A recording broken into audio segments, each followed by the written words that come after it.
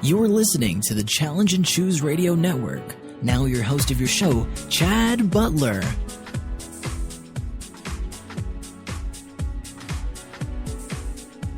There are 3 steps that we use in the art of storytelling, and that is awareness, challenge, and choose.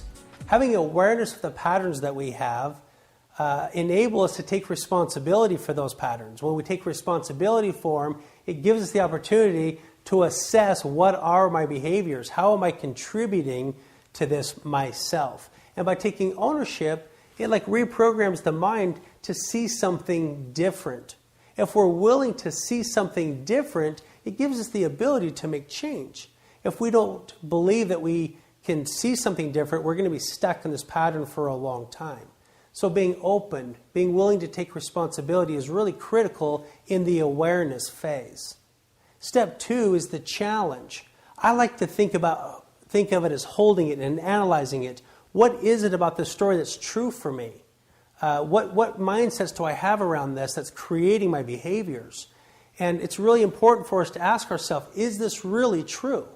Your life's experiences have led you to believe what you believe about this scenario, but is it really true? Is it what you really want? Do you want a different result? And if so, how do we want to change the result? That leads us to step 3, which is the choose section. If we're going to rewrite our story, if we're going to be the architect of our life or the screenwriter of our own movie, how is this movie going to play out?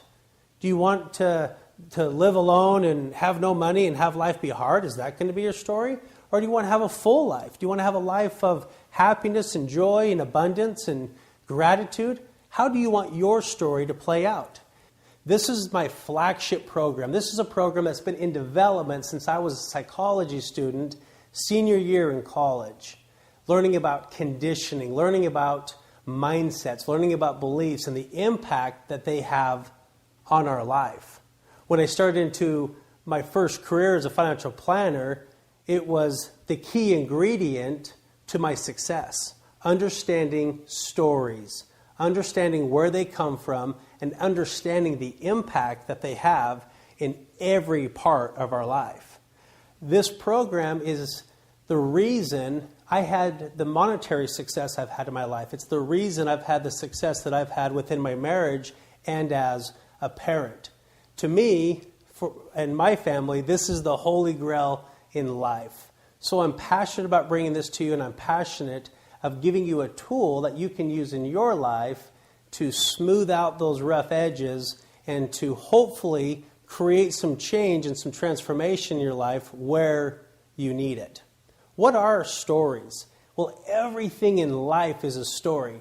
Every part of our life is a story. From the time you're a kid, being babysat by your grandparents, or in school or at church and Sunday school, being out at play with friends, going to movies. Every part of our life has taught us our perspective, our view of the world.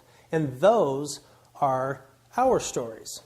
So just like in college, as a psychology student, we learned from Pavlov that all learning has been conditioned. Everything that we know from birth to our current state is our truths, our beliefs and our values and our ideals in life all come from our experiences. Our minds are much like a computer. Whatever version of software we have, that's the capacity of the computer. Our experience is what we know is what we know. But just like a computer, it can be updated. We can have a new perspective. We can have expansion and growth based upon what we know and understand. There's a life model that's a key ingredient to this, and that's our mindsets lead to our behaviors, and our behaviors lead to our results. Let's share an example around money. I love money because it brings out so much emotion in people. I spent 17 years as a financial planner, and I literally saw and heard every mindset and emotion around money. One of them, of course, is money's the root of all evil. Money doesn't grow on trees. I've heard people say that the poorhouse is right around the corner. And more abundant people believe that Money is everywhere. It's an energy and it's abundant and it's infinite. So the question is, which mindset or which story is true? Because we all have our story and relationship toward money. Those of you who have relationships with money or negative stories around money, pay attention, because this is going to be your first nugget. We can change that story to something new. Remember the motto, new story, new life. If we look at success, same thing. So many people feel they don't deserve success. So many people feel like success is for other people. I have to work hard to have success. I have to be willing to take risks to have success. Those are stories. We look into marriage. Marriage is hard. We must compromise. It's beautiful. It's the institution of life. There's stories around every part of our life. And our stories become our reality. So if we can understand why we do the things that we do, why we're getting the results we're getting, now we can take that and say, well, what do I want? If this is what's causing my results and I'm not happy with the results, how do I change it? Well, the how is the essence of the art of storytelling.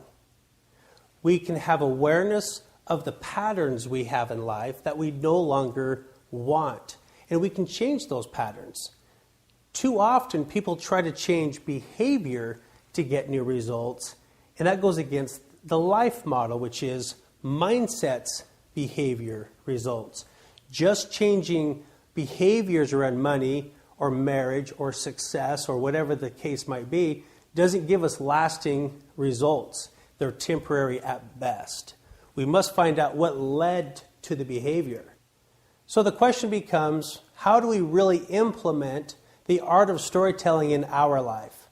Well, step one is recognition, or what I call awareness. Having an awareness of patterns in your life, any area in your life where you're not getting the results that you want. They can be changed. Remember, all of our perspective is just perspective. It's all perception. It's all fabricated. There's no real truth to what we believe. Let's go back briefly to stories around money. You might believe that money's hard. I might believe that money's easy. Which is true? Well, the point I really want to make is what's happening. If I believe money is easy, what are my results with money? Exactly right. It's easy. What result do you want? If money is hard for you to obtain, if it doesn't grow on trees and you have to work your ass off to get money, then what's going to be your result? What's your behaviors? What's your result? It's going to be hard. Do you want money to be hard? I don't think that most people do. If you do, that's great for you. There's nothing wrong with that. That's your truth. That's your story. That's not what I want for me. We can relate that to any other part of our life. In sales, making phone calls, is it hard or is it easy? As a young insurance agent, I had just graduated in psychology with an emphasis on human behavior. I am a nut for human behavior. I remember going into my first training at Northwestern Mutual Financial Network, and all they talked about was how hard the insurance business was. All they talked about was how difficult phoning was. After my third or fourth sales meeting that I went to, where we had to report our numbers, I found it fascinating how all of the older guys despised phoning. Their reporting their activities were terrible. They hated to phone, thus the rest of the results reflected that. So as a new agent, I thought to myself, here's a learning opportunity. Here's my challenge and choose moment. How can I change my story to get me a different result? I decided to make phoning my little pet project. Again, an excitable, I know everything in the world, just graduated with my bachelor's in psychology. Of course, I knew everything. But I decided I'm going to get a different result with phoning because it's obvious it's going to be important to my business, and it was very apparent to me that everyone I worked around hated it. They hated it. I could not become that. I had to make it fun. So I changed my story around phoning. It's going to be the way I meet all of my clients. It's going to be the way I get to live my dreams. If I want to have vacations and spend time with my family, have all of the fun things that life can bring me, that was going to happen because I was first and foremost good on the phone. So the art of storytelling is, let's make it big. I am going to be the best phoner the company has ever seen. People are going to pay me to teach them how to use the phone. That's the art of storytelling. We take a perspective and we change it. We change it to the perspective that we truly want. Just like I gave with money. Phoning for me as a young insurance agent was simple. And it wasn't just simple, it was fun.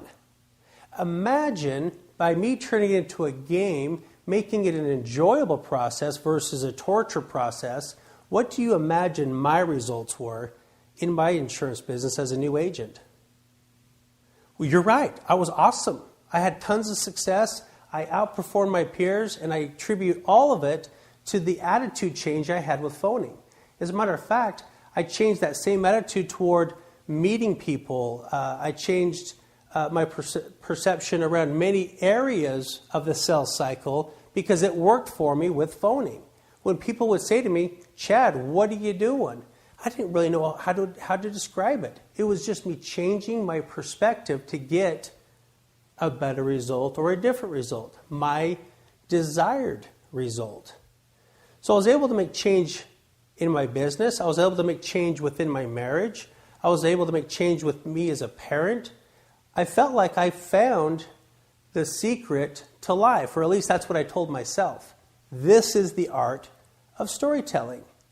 The art of storytelling is going to teach us to assess our life. Where are we getting results that we want, and where are we getting results we no longer want? The first step is awareness. So get a pencil, get a pen, and I would like you to write down a behavior, a pattern in your life, or a belief that you no longer want. I recently was working with a company, and one of the young sales reps raised his hand and said, I'd like to share with you my mindset that I'd like to change. And it was around phoning. I said, what is your story around phoning? I feel like I bug people. I feel like I'm a nuisance. I get a lot of people hang up on me. They act bugged. It was negative for him. He hated it, and he, as a new agent, recognized this was an important part of his business. I said, okay, is that true? So step 2 is challenge it. After we have the awareness of what we no longer want, step 2 is let's challenge it. Let's hold it in our hand. Let's analyze it. Is this true? When I asked him, is it true that you bug people? Is it true that you're a nuisance? He said, well, it's been true for me. And I said, bingo. It's your belief. If you believe it, imagine how you act on the phone. So we got the rest of the group involved, and I said, let's all give a description of what he must sound like on the phone when he knows that he's bugging people, he knows that he's a nuisance, and he's ineffective. So everyone kind of spotted off, different behaviors he must have had in order to get those kind of results. So challenging it. What is true for you? I asked other people in the group, is this true for you? Handful of people said yes, but a lot of people said no. So I said, okay, those of you who it's not true for, what is true for you? One guy said, phoning is easy. Phoning is fun for me. I love using the phone because it gives me the opportunity of getting in front of clients. It gives me the opportunity to do what I do and make the money I want to make and to help others. So I looked at the young agent and I said, okay, we're in this challenge phase. What do you want? Can you see the pattern? And he could definitely see where his confidence was with phoning versus an older sales rep, more seasoned and more mature person within the group. Taking a step back from that scenario and saying, what else can be true? And I simply asked him, are there agents, are there sales representatives that you know within your office that are good on the phone, that are excelling on the phone? And he said, yes, of course there are. So it's not true for everybody, it's just true for you.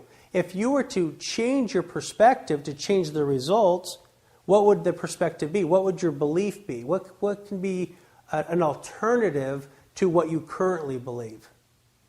So we worked on it together. So you at home, I want you to write down with your mindset, with your pattern that you want to change, what's a different perspective? Let's take the art of storytelling and let's make it into something much better. Everyone I met as a young agent hated using the phone, much like this young sales rep.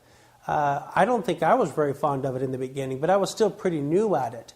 But I saw such huge energy from everyone around me around using the phone that I decided I'm going to make this into something fun. I'm going to change my perspective before I turn into the person who hates doing it.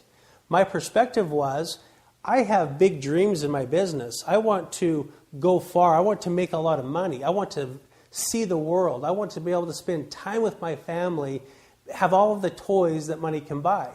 And I'm not going to be able to have any of those things if I don't get good on the phone. So my perspective, my shift was, phoning is fun. Phoning is going to be the key to my success.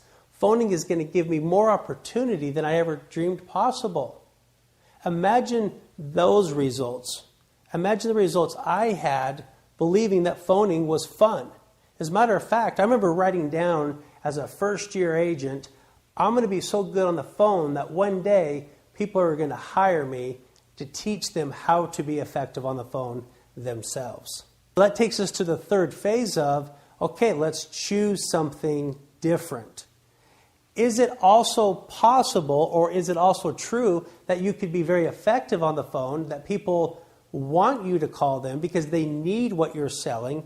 Is it possible that through phoning, all of your dreams will come true as a salesperson? He said yes. So choose now what you want. Write down exactly what your new belief is around the phone. So we took the time to script out exactly how he wanted to view phoning going forward. New story, new life. It's very critical and it's very important to understand we don't change behaviors to get new results. This young agent shared with me after the workshop that he had tried so many times to change his language. He tried doing a number of things. He read a phoning book and did all of the things that this self-help book taught him to do with phoning, but his results kept defaulting back to what the belief was, which was he's still bugging people.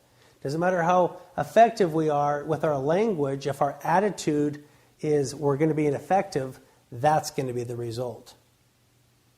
The essence of the art of storytelling is that we are essentially the architect of our life. We are the screenwriter of our own play or our own movie. What do we really want to have? What's the results that we really want? If we understand why we do the things we do, and if we understand why we're getting the results we're getting, we can shift them. New story, new life. Awareness, challenge, and choose.